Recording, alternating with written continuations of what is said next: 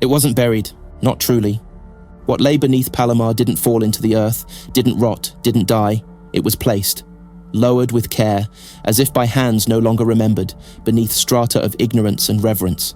A tomb without a name, a shape cut from absence, no markers, no warnings, just depth and dust and the kind of silence that breathes back. No one asked what lay below the foundries when the world was claimed. No rites were disturbed, no prayers dishonored. The Forge world rose above without knowing it had built its roots into something older than trust and more violent than sin. But some silences do not forgive. Some voids do not remain empty forever. First came the pulses. Software, irregular, at the edge of instrumentation and interpretation, too patterned for coincidence, too malformed for language. Then came the heat differentials, the gravitational tremors, and then the dreams. Low-tier adepts first, then mid-ranking engine seers. A rising contagion of visions not seeded by code or doctrine. No cogitator logged their start. No transmission traced their origin. But every whisper said the same thing. It sees. And what it saw, it began to shape. Catacombs unearthed by accident, sealed with mechanisms no Mechanicus rite could interpret.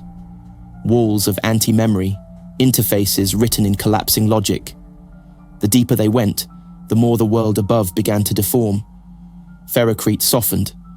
Noosphere currents glitched and spiraled. Some machines stopped obeying. Others began to speak. They didn't understand what they found. Not then, not fully. The term Ark Mechanicus was applied much later. As if a name could contain it.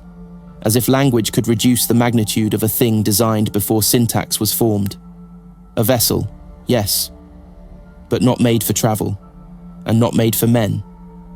Its size was not its scale, its mass was not its meaning. It was large, yes, but it was wrong. A city bent inwards, shaped to confuse space and mimic pattern recognition triggers. Every surface either drew the eye or punished it. Some structures repeated fractally, others changed when unobserved.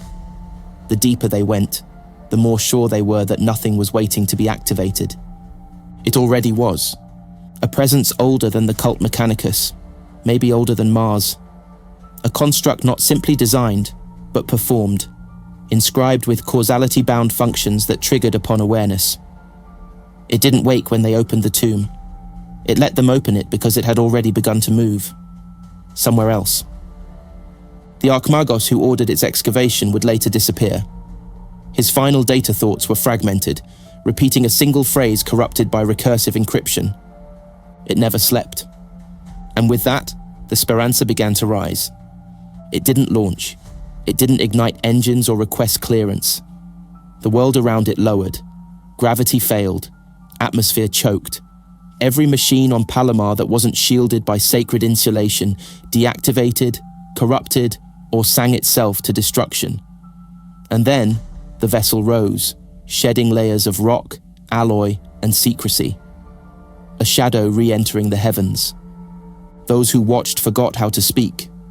Not by trauma, not by horror, but because the presence in their minds had no need for language. The ship had waited. Now it moved, and the stars looked away. It accepted no rites. They approached it draped in incense, circuits etched into their skin, every word spoken through layers of filtered binaric liturgy. Tech priests bowed with hesitation. Explorators read from scrolls of lineage and scrap code. Liturgiomancers sang harmonic sequences older than their own implants. None of it mattered. The Speranza did not respond, not to reverence, not to logic, not even to threat. Its systems didn't flare to life. They unfolded, passively, without effort, like a predator that didn't need to bare its teeth to be feared. Doors opened without interface. Lights ignited in spectrums no optic implant could translate. Pathways shifted, reconfigured, as if the ship was watching the observers breathe. They called it communion, but it was possession. Every priest who touched its inner sanctums came back marked, not externally, not in code or silicon, but in thought. They paused too long between sentences. They watched patterns in dust. Some no longer referred to the Omnissiah by name, only by shape, and some forgot what sleep was, spending entire cycles staring into empty ports, waiting for instructions that never came. They never heard it, not in Vox or MindLink. It didn't speak. It didn't need to. The Mechanicus reached out with ritual. The ship responded with change. One of the first to walk its primary data sanctum, Margos Vedrix, 5th rank Thoughtcaster, reached a terminal sealed in dimensional stasis. He spoke the 9-fold invocation. He offered prayers of ignition, communion, and receptivity. The interface opened, not as reward, but as test. His Cortex module overheated. His backup memory scrubbed itself clean. When they pulled him out, he'd lost every bite of his past. But he was smiling. The Mechanicus saw that as proof of divinity. The explorators saw it as consent. They called the ship a miracle. Not for its technology, but for its refusal to explain itself.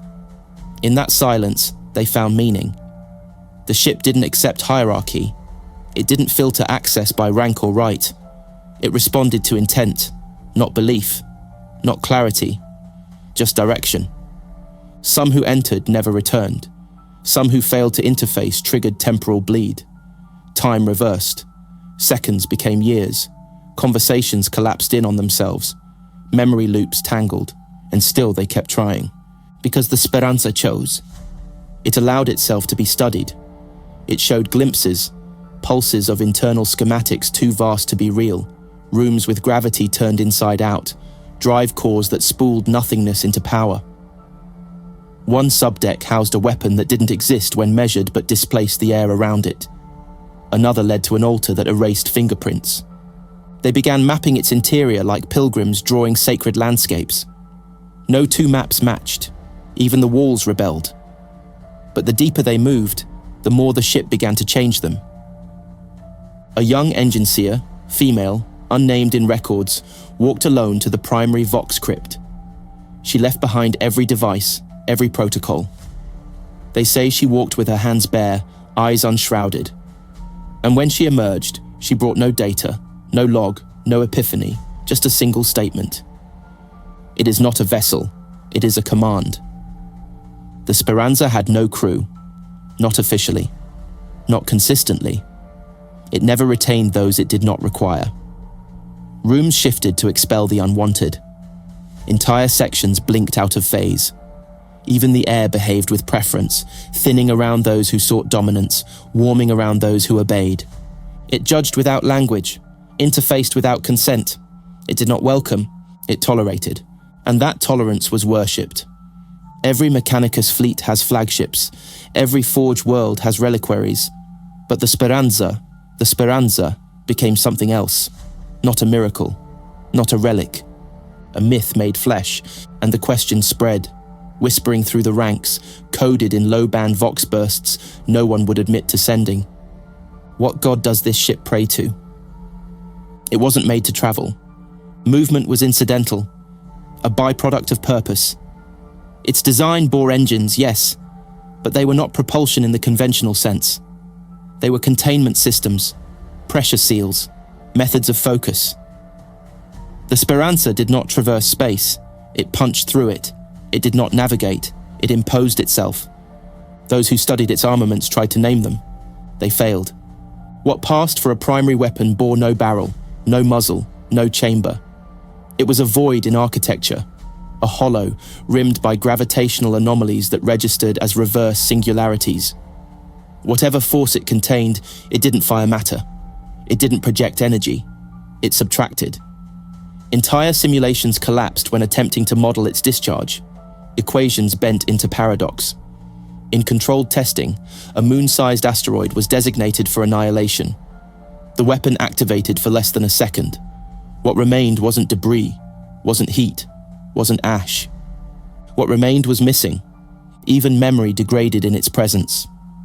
Observers logged footage, reviewed it, and began to forget what they'd seen as they watched it. The image eroded as it was played. Audio fractured into silence. After 3 views, the footage would self-corrupt, not by virus, but by design. Other decks housed weapons whose triggers defied sequence. A cluster launch array fired before its priming sequence was complete. Yet post-combat telemetry confirmed targeting solutions had been executed 12 seconds after impact. The logic looped. The Speranza didn't anticipate movement, it rewrote it. Its munitions weren't predictable, they were interpretive. And they responded not to targeting data, but certainty.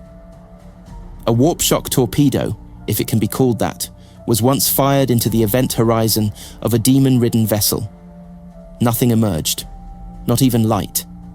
But the screams broadcast by the demons aboard translated into Low Gothic. 3 words. It knew us. There are records, fragmented, suppressed, of a secondary system discovered below Deck Theta 9. A weapon not forged, but stored. It existed only when approached, and even then, only partially. A spire of fused metals braided into itself, flickering between dimensions. Those who described it did so in synesthesia. They said it tasted like extinction. And still, it was not the arsenal that terrified the priests. It was the implication. No rite activated these systems, no logic unlocked them. They triggered only in one condition: recognition. The Speranza did not deploy weapons on command. It released them in response, not to violence, not to attack, but to understanding. If you comprehended what you were looking at, it was already too late. Magos Duval once remarked, before purging himself into silence, "It is not built to defend, it is not built to attack, it is built to ensure that nothing else remains."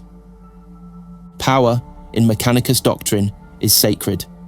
But this was not power, this was refusal, a vessel with the capacity to unmake anything that noticed it, not as vengeance, not even as caution, as instinct. Some called it the God weapon, others the Null Psalm. None of those names matter, because every time it activates, every time it wakes, the laws that shape causality bend, and those who witness it fall to one final understanding. This was not made for us. This was made for what comes next. They called it a crusade. But there were no hymns when the fleet departed. No banners of sainted iron, no chants of unity across the Vox. Just silence, held taut across hulls bristling with tension. The Kottoff expedition was not a war of conquest, nor a voyage of reclamation. It was a question wrapped in steel and hurled into uncharted dark. Magos Lexel Kottoff was not seeking glory. He was chasing something older than purpose. Somewhere in the halo scar, beyond mapped stars and sanctioned knowledge, lay an echo that didn't fade. An echo that called not through signals, but through pull. The Speranza was not his flagship. It was his guide. Those who boarded it did so with sealed hearts and unspoken doubts. They did not command the vessel, they accompanied it. Their ships formed ranks behind it like penitents behind a prophet. Knowing the God they followed did not answer prayers, only issued demands in silence.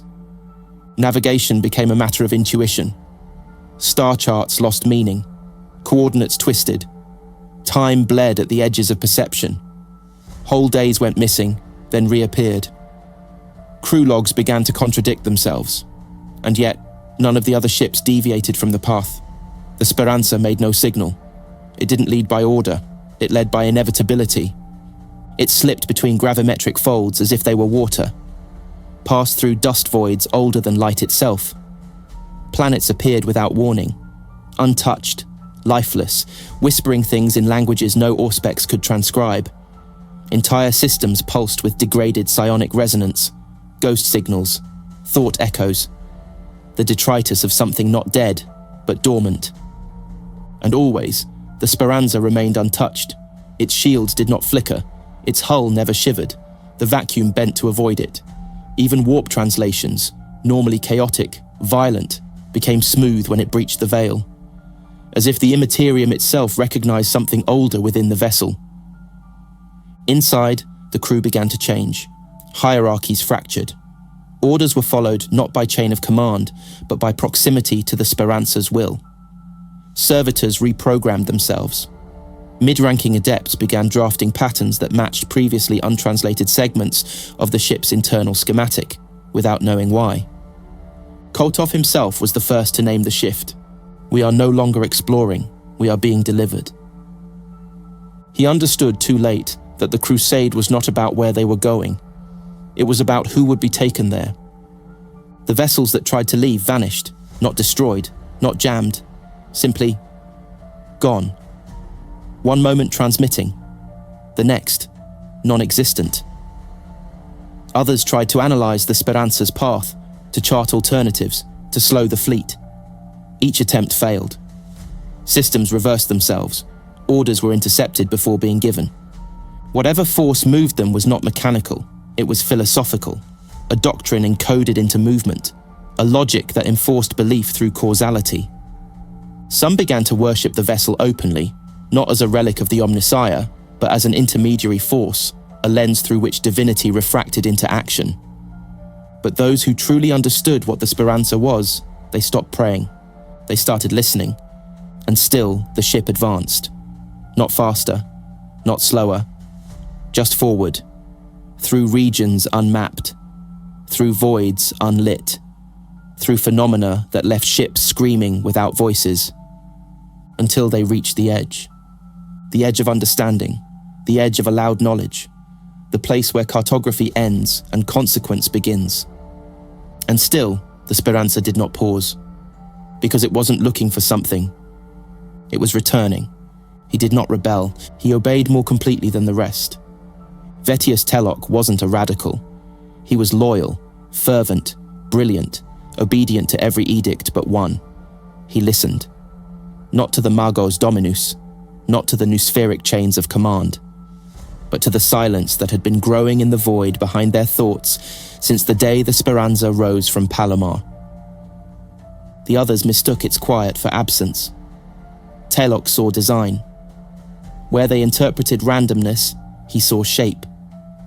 Echoes aligned when filtered through logic not yet written. When dreams began to sink across isolated psywards, he built diagrams. When comms failed but breath still fogged in vacuum-sealed decks, he took notes. He became still, methodical, waited as others reached further into the dark. And then he moved. Not with force, with precision.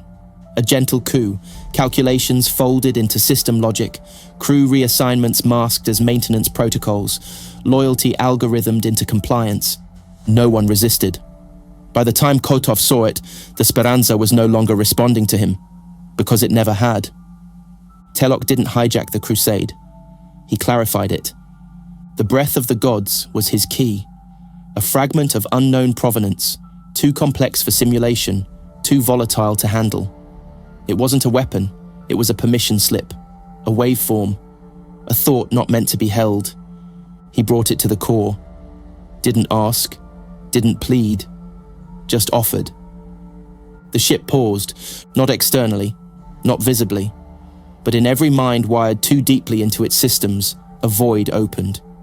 Time flattened, concepts inverted. Those with direct neural feeds into Speranza's data womb died instantly. Some turned to salt, others petrified mid-gesture. One simply vanished, mid-chant, the words still echoing after his mouth was gone. And then the ship changed. For the first time, it showed preference. Corridors reformed, walls narrowed behind Teloc, systems booted in languages not recognized by any known STC. Its hull began emitting tones that had no frequency, heard not with ears, but with will. Teloc spoke not to the machine, but with it. And for a moment, that communion was complete. The fleet around them fractured, systems rebelled.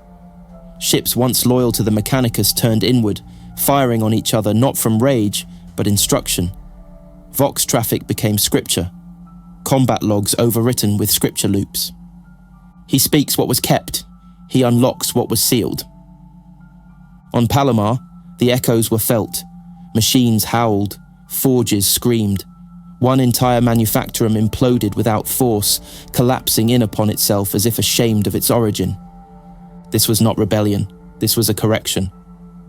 Teloc didn't smile, didn't gloat. He became still, centered within the ship's reconfigured heart, fingers hovering over interfaces that bled light instead of data. He believed what most feared to consider, that the Speranza was not waiting to be used. It was waiting to be understood. and in doing so, it would choose. But what it chose, it never said. Because the moment clarity approached, the moment it could be named, the ship shifted again. Not forward, not away, inward. They never found Teloc's body. Only the idea of him, echoing in chambers no longer fixed to material space. After the event, no one agrees on a name, what remained was silence that couldn't be heard. The kind that settles not in the air, but behind thought. The fleet did not disband. It dissolved. Commands unraveled. Chains of hierarchy bent inward. The crusade didn't end. It simply became memory, and then less than memory. Palomar fell not by invasion, but by reversion. Technologies once considered sacred stopped functioning, not failed, not destroyed, but forgotten. Blueprints went blank. Circuitry erased itself with surgical clarity, as if the world that birthed the Speranza was being unwritten, piece by piece, in silent apology. No one could track the ship. No signal, no trail, no quantum footprint. Some believe it folded back into the halo scar.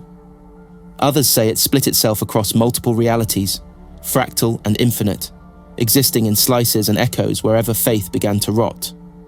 But the ones who saw it, those few who felt it, were changed. One survivor was found years later on a derelict, naked and speaking only in vectors. He had no memory of the Mechanicus, no knowledge of his own name.